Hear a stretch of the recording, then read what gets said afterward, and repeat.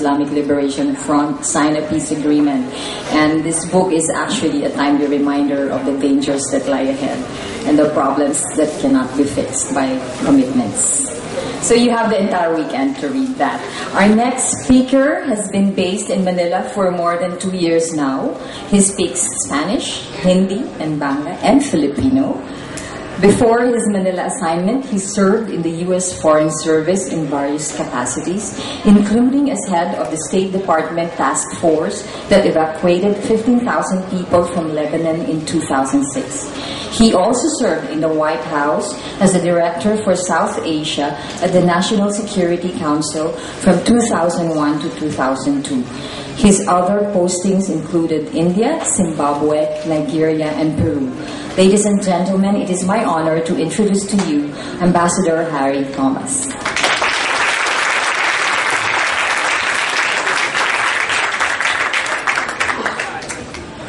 To the Ressa family, Maria, my colleague, the Ambassador from Canada, His Excellency Chris Thornley, good evening.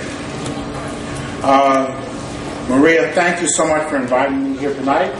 I am deeply honored to be here at the celebration and launch of your newest book. I cannot help but remark how timely it is with the framework agreement having been signed and the signing ceremony coming just on Monday afternoon. We'll all be excited to attend. Also, I know Dr. Leonin is coming, and I'd like to congratulate Marvick and his team for reaching this great success. It's not often that a Princeton Tiger and a Columbia Lion see things together, but I think we all agree on the importance of lasting peace in Mindanao. And Maria, I look forward to reading this book because I take this personally. I am a native of New York City, and I was working at the White House on 9/11. So to me, bin Laden is extremely, extremely personal. So this will be something I read with interest and vigor, because September 11th, 2001, just about a decade ago, our country, the United States, had to fully appreciate what Filipinos have been going through for more than a generation. Terrorism, backed by people from abroad with a different agenda, who use funds, training, explosives, and weaponry to wreak havoc on one of the most beautiful areas, indeed, not only the Philippines, of the world, Mindanao, Tawi-Tawi, Olusulu, and Basilan. In that past decade, the United States and the Philippines have closely collaborated with the international community to blunt the face of terrorism. And we can count on numerous successes. And I want to stress, also let me say hello to our colleague, the Australian Ambassador Twadell, who knows full well terrorism that Australia has faced, especially in Bali. But I want to stress that the basis of the collaboration between our two countries has not been military alone. It has been a much, much broader strategy that encompasses economic assistance, inputs, reforms, legal assistance, and more, especially intelligence cooperation, and that's going to continue. Because if we're going to make this framework agreement a reality, we are going to have to invest a lot of funds in human capital so that the economic, cultural differences that spawn terrorism, spawn the people feeling that they can have no other option but the gun, are truly, truly ended. One of the things I always remind visitors in our embassy is that General Petraeus, what he utilized in Iraq and Afghanistan, he learned from General Pershing, 1912, in Mindanao. Well, 100 years later, The United States still has special forces in Mindanao. So I think that until the social inequities end, you will periodically have people rebelling against what they see as injustice. And we have to commend President Aquino, Prime Minister Najib, and the others who've worked so closely on this. I think one of the things you will continue to see the United States do, especially, is invest in education. In the last year, we started giving scholarships to Muslim students in the South to go to the Ateneo de Zamboanga. We'll continue to do that. We're going to expand throughout the country. Many of us are here because our parents, our relatives, friends invested in education. I made the joke about the second-rate university that Maria attended, along with the First Lady of the United States, who's her classmate, a second-rate university. But we know what an outstanding school that is, and how education has changed all of our lives, how the access to books changed all of our lives, how reading is fun, changes all of our lives. I have a colleague in our embassy, Mr. Greenberg, who's here tonight, who did his thesis on the Huck Rebellion.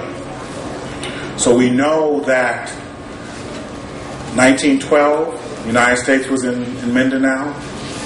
1948 to 1954, you had the Huck Rebellion, you had the New People's Army. And again, we still have challenges. So it's going to take a lot of investment, and I know that our government will be here working with the Filipino government in so many ways. As I said, education for students, education for police in training, problem solving, and human rights, because we're 100% committed to human rights. We will invest in education for girls and women.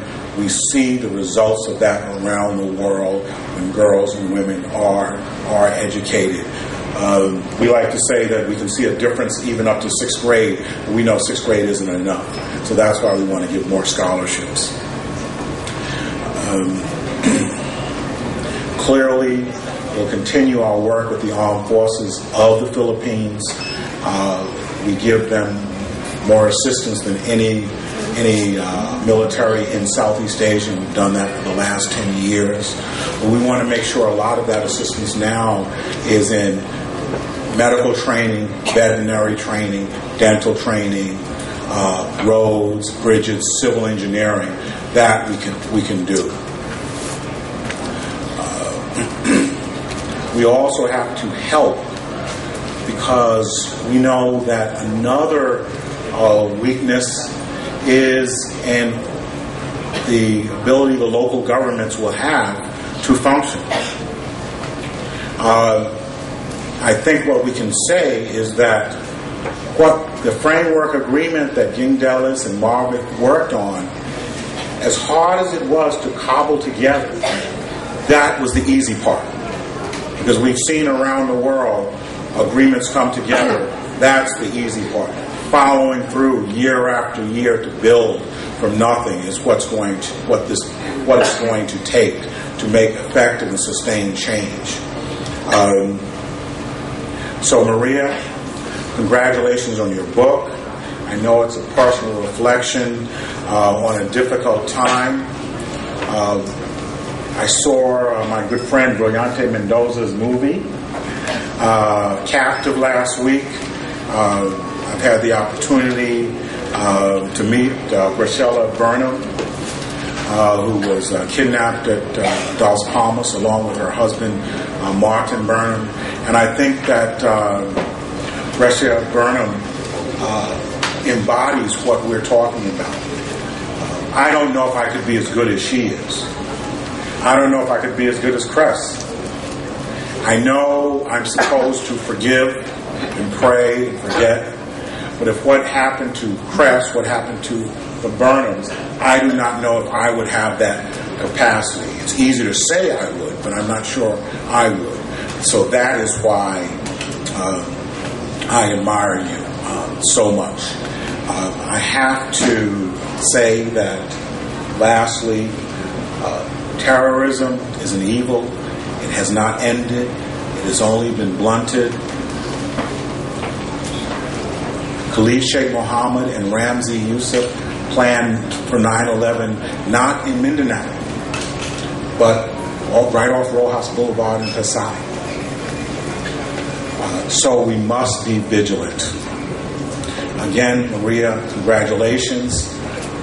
Cress and your sister, congratulations for your fortitude, for your belief, for your forgiveness. And Maria, I know this will not be your last book.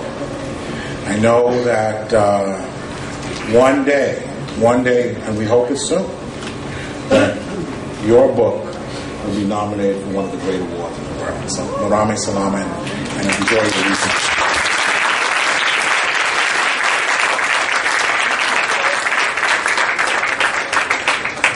Something in all these things. I should take a photo to send home to my mom.